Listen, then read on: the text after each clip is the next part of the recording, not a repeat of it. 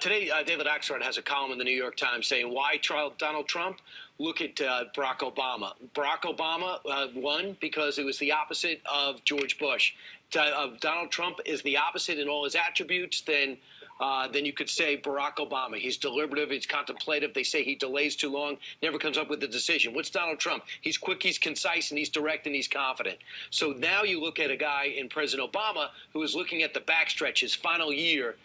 He has an opportunity. If he had an opportunity to run like FDR did for a third term, would he? Listen.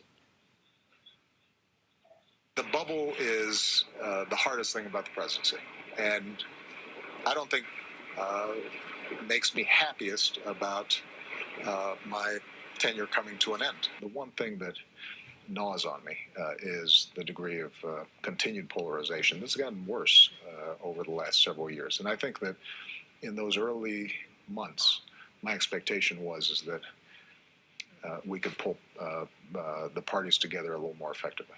And he went on to say it's too much of a toll on his family to run for a third term. And by the way, he just doesn't see his role in those early months in adding to that polarization. And some see Hillary Clinton is trying to run for a third term for President Obama. She's trying to court all of these primary Democratic voters, and while Bernie Sanders starts to gain some speed. That's right. So after 7 years as president, this president is ready to go. We asked you what you thought.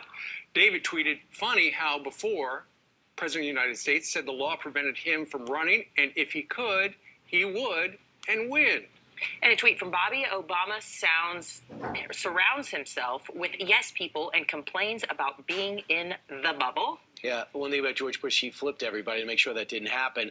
This from Rick, a tweet. To be honest, I believe he would beat anybody in the current GOP crop. That could be the case.